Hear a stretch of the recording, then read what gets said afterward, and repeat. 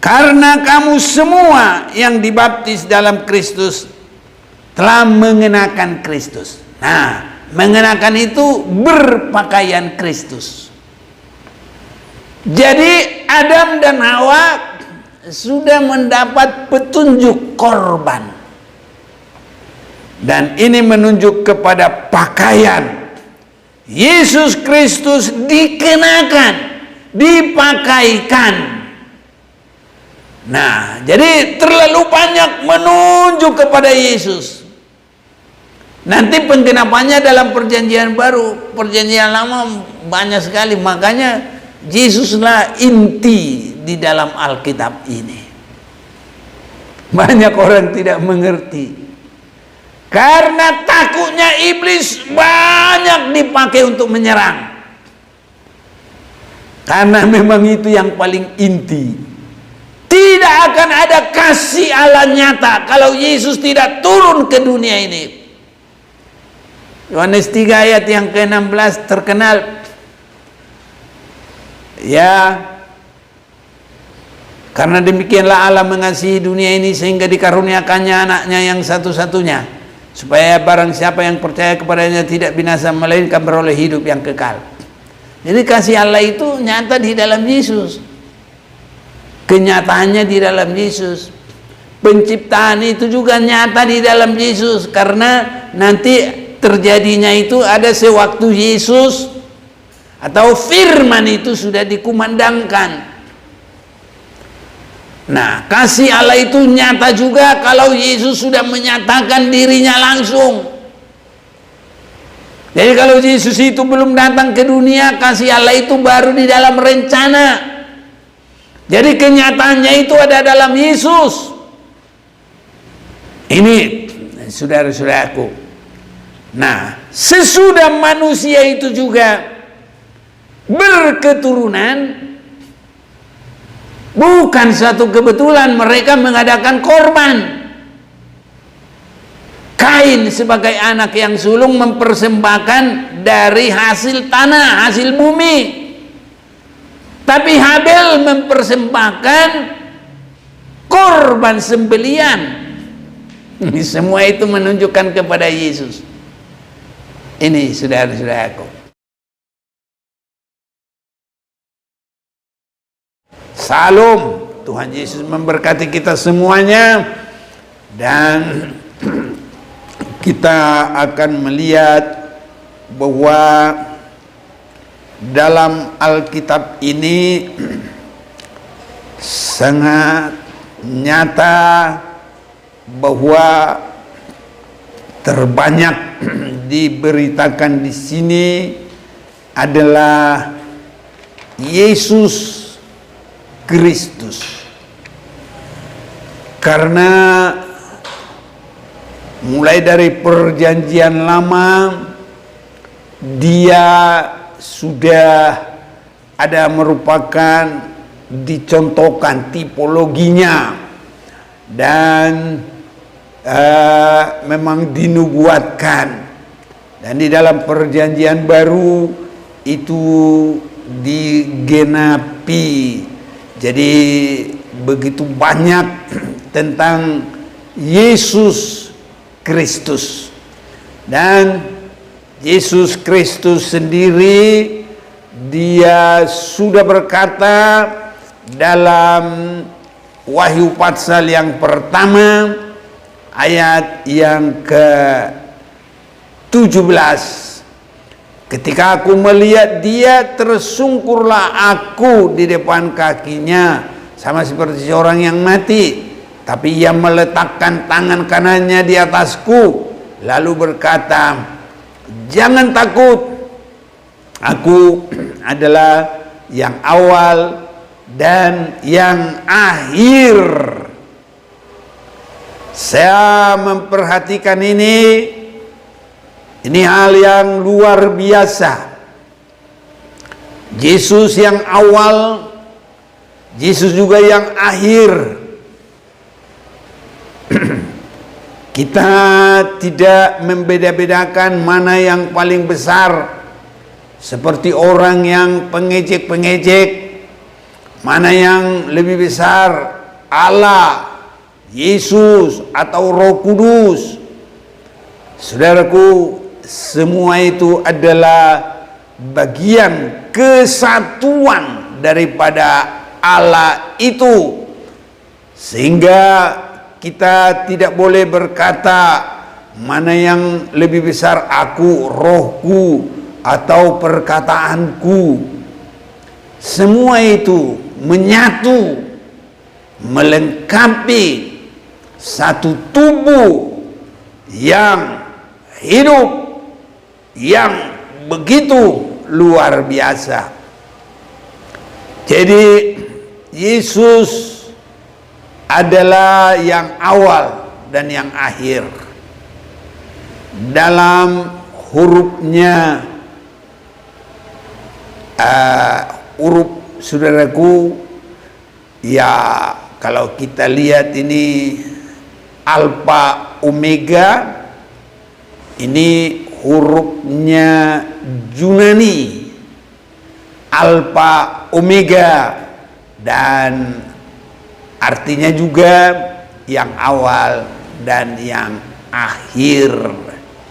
Tapi orang-orang banyak menyebut alfa omega. Ada juga gereja alfa omega, tapi artinya sama dengan apa yang disampaikan oleh Yesus, akulah yang awal dan yang akhir. Dari kita membaca Yohanes 1 ayat 1 sampai 3, kalau kita mau memperhatikan ini, di situ disebut pada mulanya adalah firman. Firman itu bersama-sama dengan Allah. Ia pada mulanya bersama dengan Allah. Segala sesuatu dijadikan oleh Dia, dan tanpa Dia tidak ada satupun yang telah jadi dari segala yang telah dijadikan.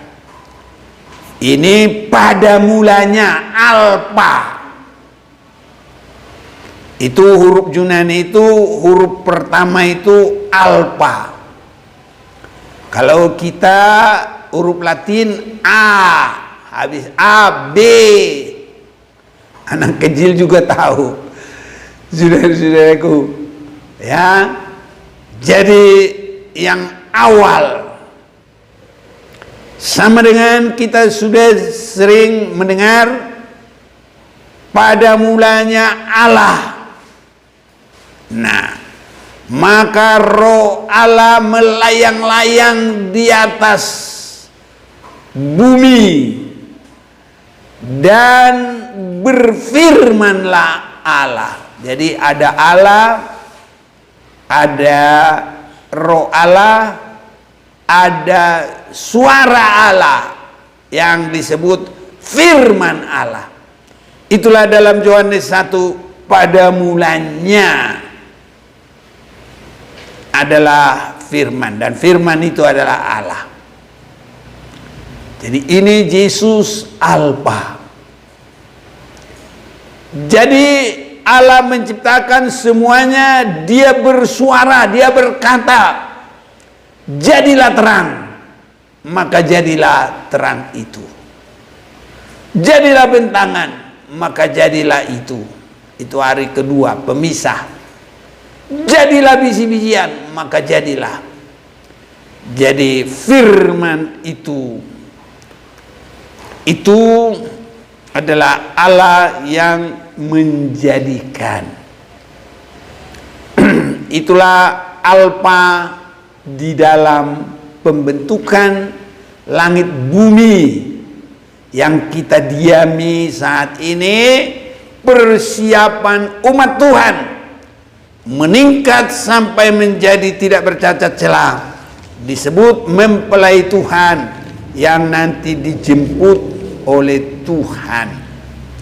Dan kita akan membaca Wahyu 22 ayat yang ke-20, yang memberi kesaksian tentang semuanya ini, berfirman, ya, aku datang segera.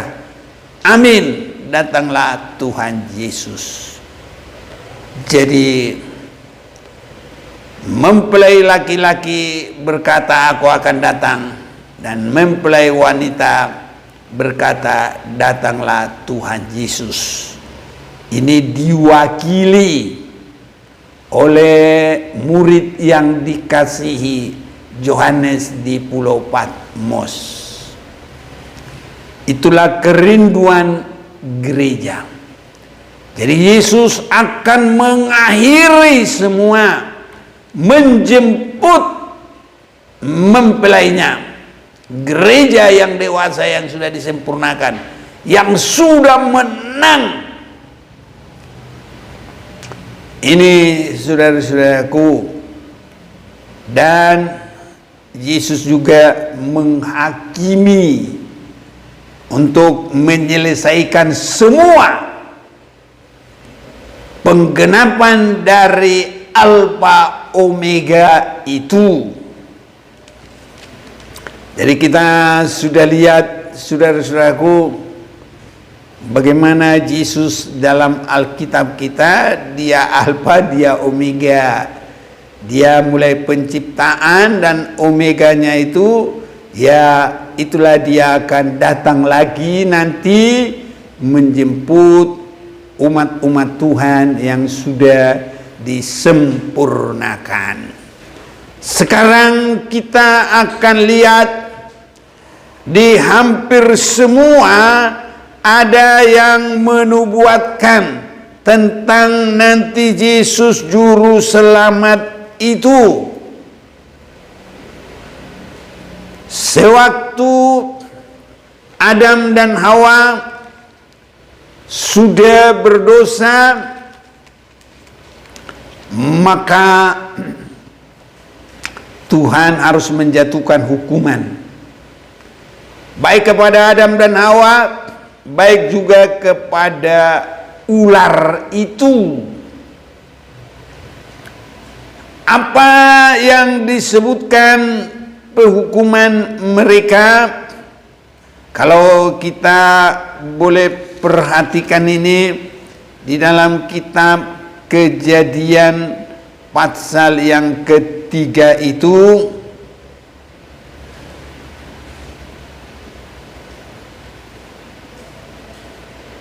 lalu berfirmanlah Tuhan Allah kepada ular itu.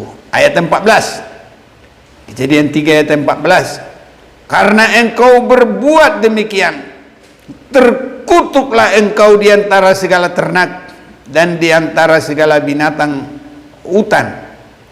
Dengan perut mula engkau akan menjalar, dan debu tanah akan kau makan seumur hidupmu.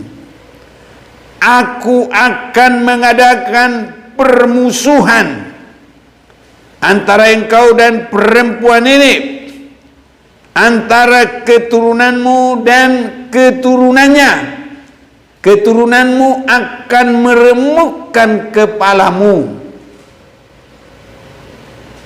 Keturunan perempuan itu meremukkan kepala ular, dan engkau akan meremukkan tumitnya. Di sini kalau kita sudah melihat, itu adalah Yesus nanti di kayu salib. Yesus itu bagaikan tumitnya diremukkan, walaupun dia masuk dalam kematian itu, tapi kematian itu, maut itu tidak bisa mengikat dia. Dia bangkit. Tapi disitulah maut dikalahkan, iblis dikalahkan, kematiannya sudah menyucikan dari dosa. Bahkan Alfa Omega itu, dia mengambil kunci maut. Dan kepada Yohanes di Pulau Patmos, jangan takut.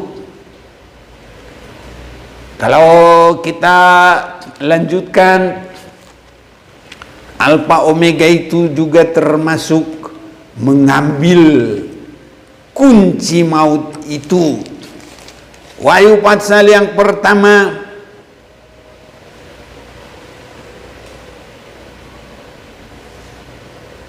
ayat 18, dan yang hidup, aku telah mati, namun lihatlah, aku hidup sampai selama-lamanya, dan aku memegang segala kunci maut dan kerajaan maut. Nah, jadi waktu Yesus masuk dalam kematian itu dia masuk dalam maut. Dia tidak mengalahkan Yesus, maut tidak mengalahkan. Justru Yesus harus masuk dalam maut itu. Makanya dia harus mati, mengambil kunci maut itu, mengalahkan maut itu. Jadi makanya berbeda, dia masih menang. 1 Korintus 51, dan untuk 1 Korintus 15, 51 dan selanjutnya, hai maut, di mana sengatmu?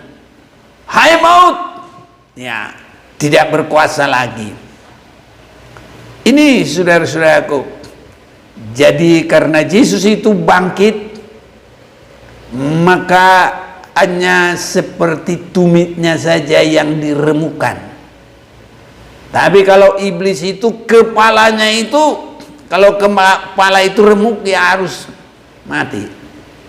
Jadi iblis yang kita hadapi sekarang sebenarnya tidak berkuasa. Jangan takut. Apapun iblis itu di dalam perkembangannya, ular naga tua, dilanjutkan dengan antikris, dilanjutkan lagi dengan, ya, sebagai penampilannya yang terakhir, nabi palsu. Dia tidak bisa berbuat apa-apa. Itu yang sudah kalah, sudah remuk kepalanya. Jadi sebenarnya dia hanya menakut-nakuti, tapi dia tidak berkuasa lagi. Hanya orang kalau sudah takut, enggak pula dia dipatuk ular, dia mati sendiri, mati ketakutan. Nah, inilah yang banyak. Jadi orang Kristen begitu. Makanya Tuhan Yesus berkata, jangan takut. Ini sudah mencakup dalam semuanya. Bukan hanya jangan takut tidak makan, tidak ada pakaian. Jangan takut dalam semuanya. Jangan takut kematian. Jangan takut iblis. Jangan takut antikris. Jangan takut nabi palsu. Itu sebabnya dalam firman ini kita baca Wahyu 1 ayat 17, ketika aku melihat dia, tersungkurlah aku di depan kakinya sama seperti yang mati. Tapi ia meletakkan tangan kanannya di atasku, lalu berkata, jangan takut. Ini jangan takut, Yesus berkata, beda dengan Matius 6 ayat 25 sampai 34. Jangan kamu khawatir, jangan takut apa yang dimakan diminum. Sebab kalau di sini jangan takut, dalam Wahyu pasal 1, Yesus sudah mati dan bangkit, sudah mengalahkan maut.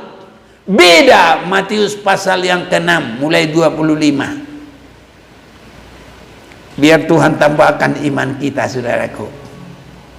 Iman jangan takut, mengimani kuasa Yesus. Sebelum mati, orang aja sudah berhasil, cukup makan, cukup minum.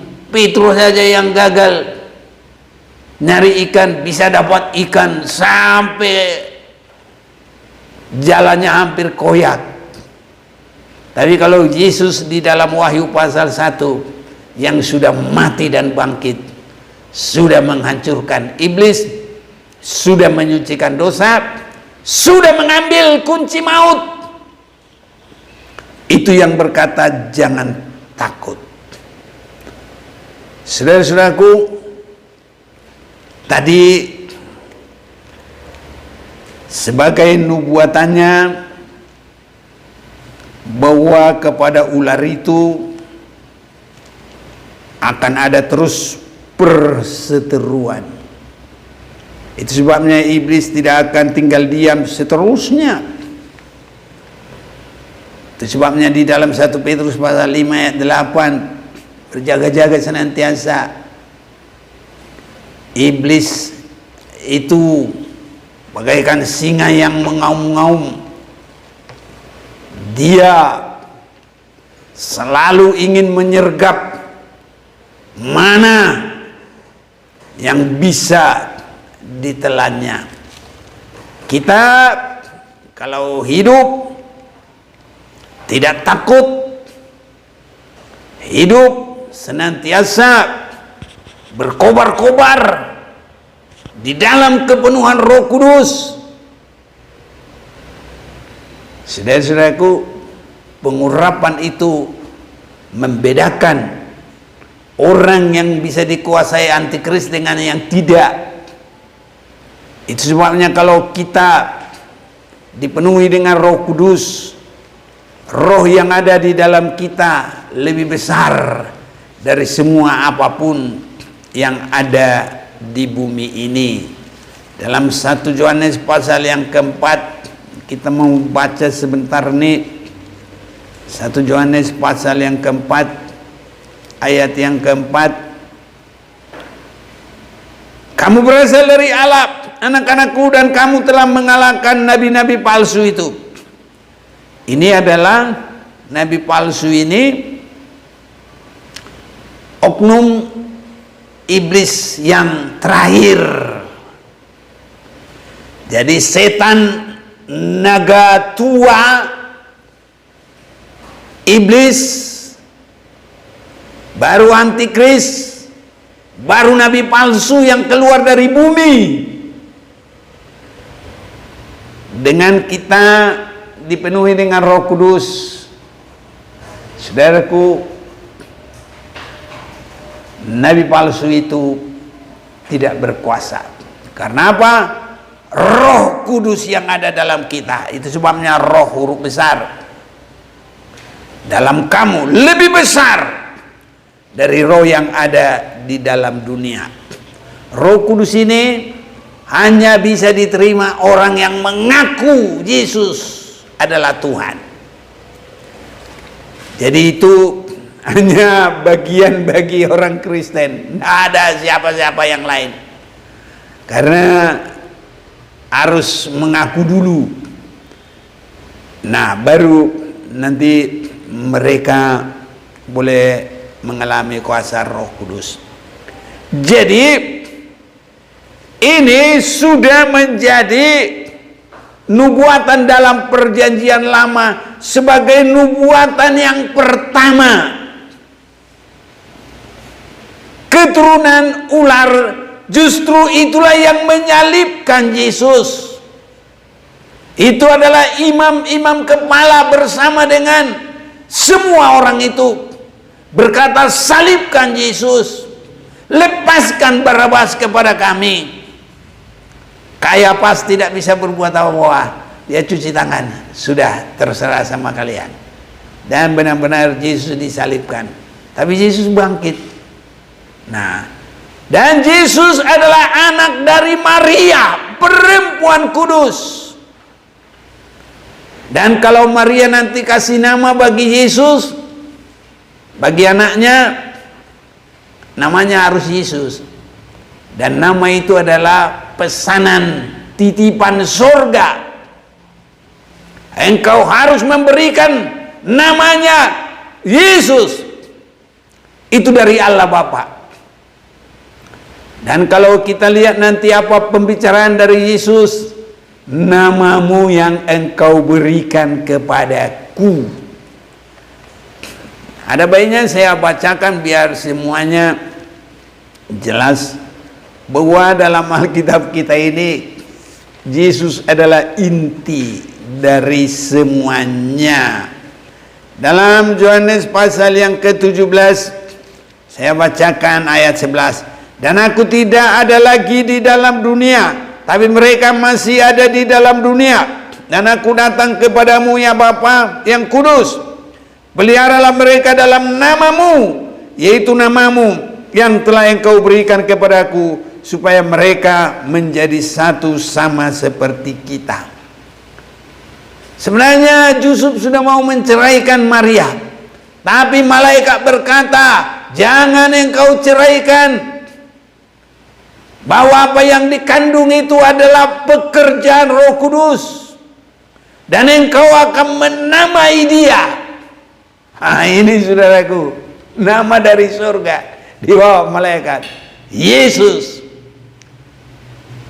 Itu nama yang diterima oleh Yesus. Namamu yang kau berikan kepadaku. Jadi Yesus itu adalah nama Allah, saudaraku. Kalau mengerti ini, nanti sangat diberkati. Itu sebabnya Yesus berkata, siapa yang melihat saya adalah melihat Bapa. Karena mereka satu nama. Yohanes pasal yang ke-14,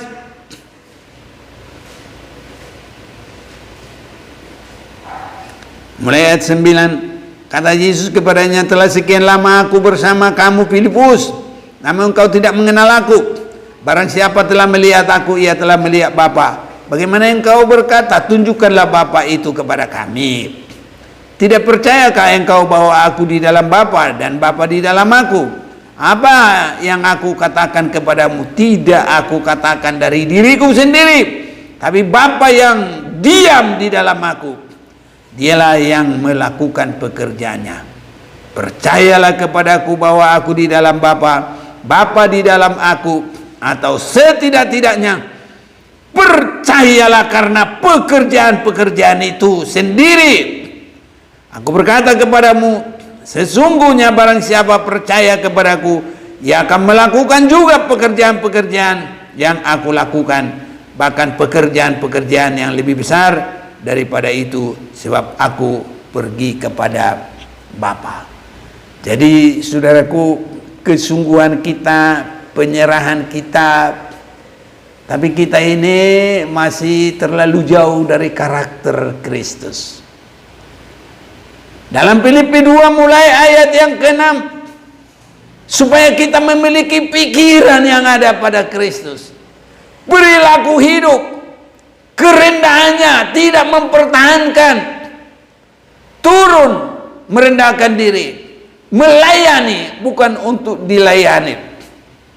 Kiranya Tuhan tolong kita, baru nanti dari situ Tuhan akan pakai kita semuanya, saudara-saudaraku, untuk melanjutkan visi misi yang ada pada Yesus. Saudara-saudara yang kekasih, sebagai menunjuk kepada Yesus yang kedua, sewaktu Adam dan Hawa sudah berdosa, mereka mengambil pakaiannya dari daun-daun. Ya, ini saudara-saudaraku, kalau kita perhatikan di dalam Kejadian pasal yang ketiga ini,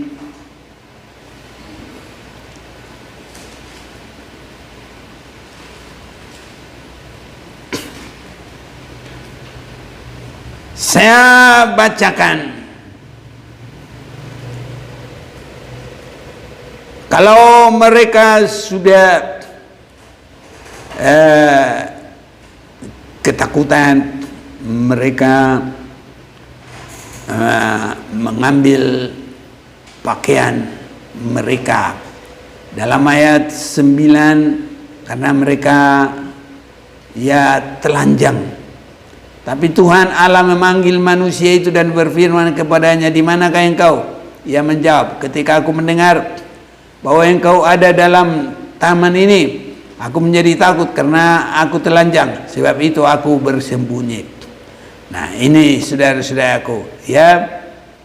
Jadi Kalau kita lanjut, manusia itu menjawab, perempuan yang kau kemudian berfirmanlah Tuhan Allah kepada perempuan itu, apakah yang kau perbuat? Nah, ini selanjutnya. Saudara-saudara yang kekasih, kita mau langsung, ya, Tuhan membuat pakaian pengganti pakaian yang manusia itu perbuat. Manusia itu ambil dari daun-daun. Karena dalam ayat Kejadian 3 ayat 7 ini mereka pakai ini, saudaraku, sampai nanti Tuhan ganti. Kejadian 3 ayat 7, maka terbukalah mata mereka berdua dan mereka tahu bahwa mereka telanjang, lalu mereka menyemat daun pohon ara dan membuatnya cawat. Jadi inilah, saudaraku, pakaian manusia, tapi Tuhan mengganti. Ayat 21, dan Tuhan Allah membuat pakaian dari kulit binatang untuk manusia dan untuk istrinya itu, lalu mengenakannya kepada mereka. Jadi kulit binatang, bukan dari daun, tapi korban sembelian. Saudara-saudaraku, ini juga adalah menunjuk kepada Kristus. Jadi di dalam perjanjian lama ini terlalu banyak semua menunjuk kepada Kristus. Dalam Galatia, saya akan bacakan bagi kita pasal yang keempat.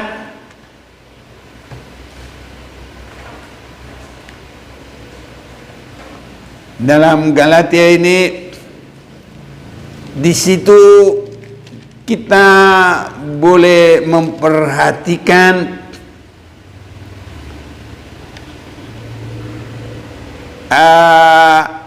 pasal yang keempat ini, pasal 3 ayat 24. Pasal yang keempat, ya. Pasal yang keempat, oh ya, bukan pasal yang 3. Jika kamu milik Kristus, maka kamu adalah keturunan Abraham dan berhak menerima janji Allah. Kamu dengan teliti memelihara hari-hari tertentu, bulan-bulan. Ini jadi sampai di situ tadi.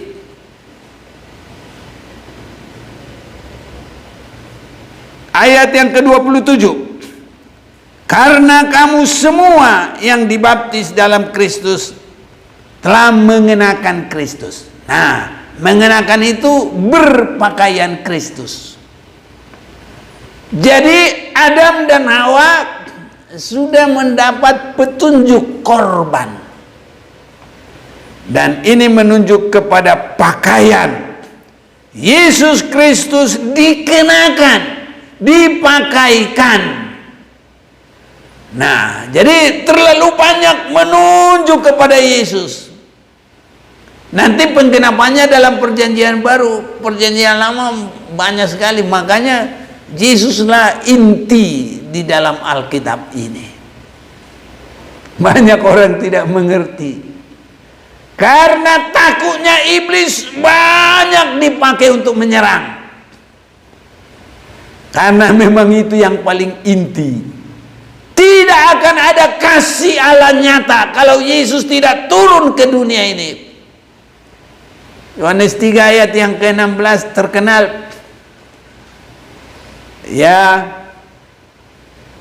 karena demikianlah Allah mengasihi dunia ini sehingga dikaruniakannya anaknya yang satu-satunya, supaya barang siapa yang percaya kepadanya tidak binasa melainkan beroleh hidup yang kekal. Jadi kasih Allah itu nyata di dalam Yesus. Kenyataannya di dalam Yesus. Penciptaan itu juga nyata di dalam Yesus, karena nanti terjadinya itu ada sewaktu Yesus atau firman itu sudah dikumandangkan. Nah, kasih Allah itu nyata juga kalau Yesus sudah menyatakan dirinya langsung. Jadi kalau Yesus itu belum datang ke dunia, kasih Allah itu baru di dalam rencana. Jadi kenyataannya itu ada dalam Yesus. Ini saudara-saudaraku. Nah, sesudah manusia itu juga berketurunan, bukan satu kebetulan mereka mengadakan korban. Kain sebagai anak yang sulung mempersembahkan dari hasil tanah, hasil bumi. Tapi Habel mempersembahkan korban sembelian.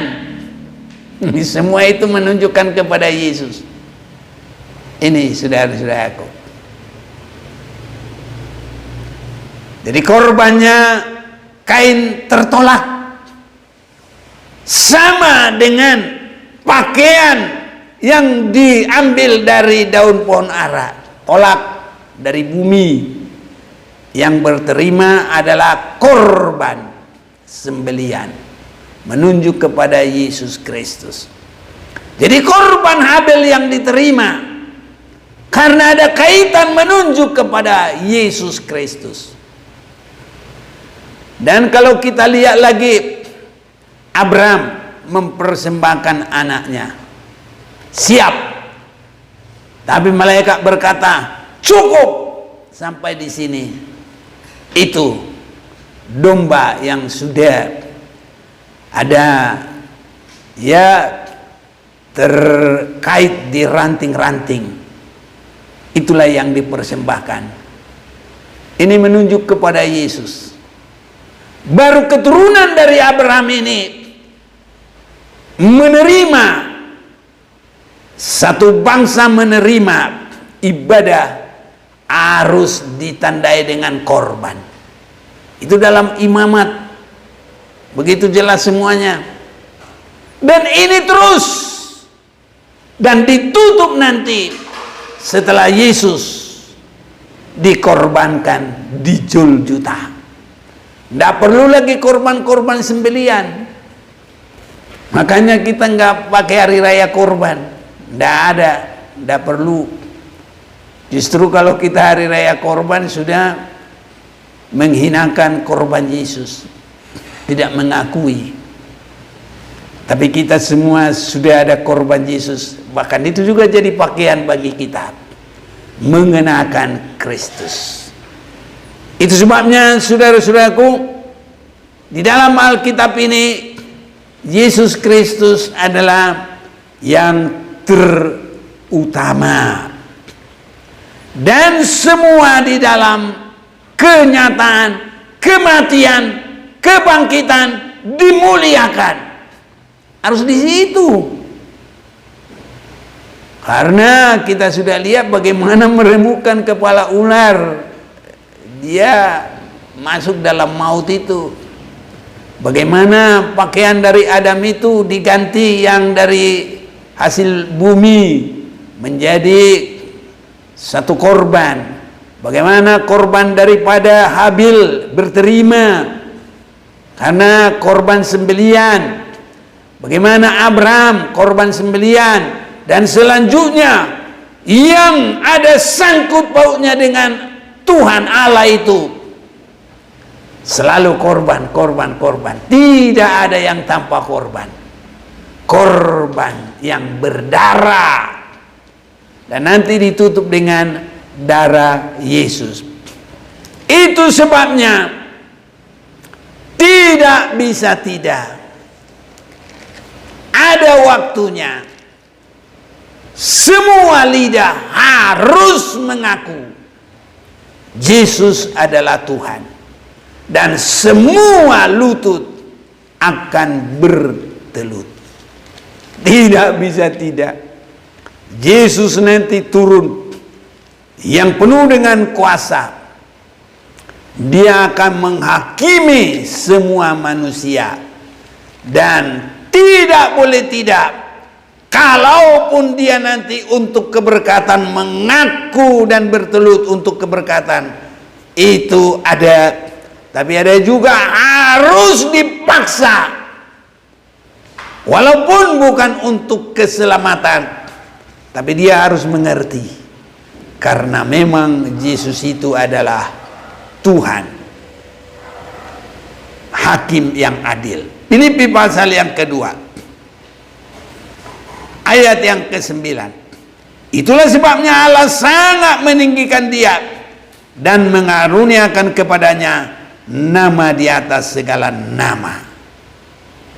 Jadi Yesus itu nama di atas segala nama, supaya dalam nama Yesus bertekuk lutut. Nah ini harus, segala yang ada di langit, yang ada di bumi. Luar biasa saudaraku, di langit, di bumi, dan yang ada di bawah bumi. Wah, sampai di bawah bumi. Dan segala lidah mengaku Yesus Kristus adalah Tuhan, bagi kemuliaan Allah Bapa. Jadi kalau mengaku Yesus itu Tuhan, itu memuliakan Bapa. Kenapa memuliakan Bapa? Karena Yesus itu adalah nama daripada Bapa sendiri. Itu saudara-saudaraku, itu sebabnya saat ini ya, supaya kita benar-benar menyembah Dia, kita mau minta pimpinan Roh Kudus biar banyak orang menerima keselamatan dalam Yesus. Karena hanya dengan Roh Kudus orang bisa mengaku Yesus itu Tuhan. Terakhir 1 Korintus 12.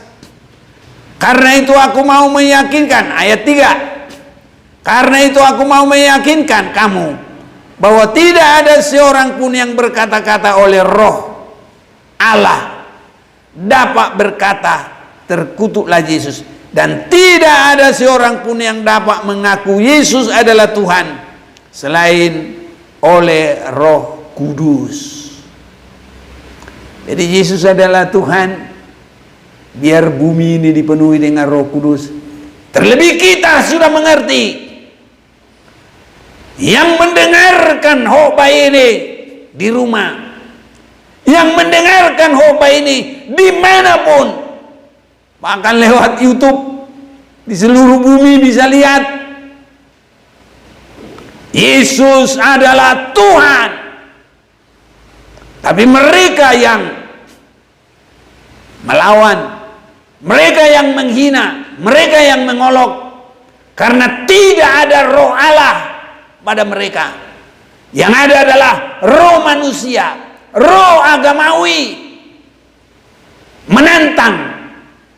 Padahal banyak orang tahu Yesus adalah yang paling akhir turun menghakimi semua manusia. Itu dalam Filipi tadi. Dan saat itu nggak bisa tidak, di situ mengaku. Tapi ada mengaku untuk langsung dibuang, langsung dihukum. Tapi kalau kita mengaku bukan untuk dibuang, tapi untuk menerima kasih daripada Bapa. Itu sebabnya saat ini kita mau menyembah Tuhan, untuk dipenuhi dengan Roh Kudus, dan dalam kesadaran menyembah Yesus, karena Dia adalah Tuhan, Raja segala raja. Mari kita mau datang kepada Tuhan.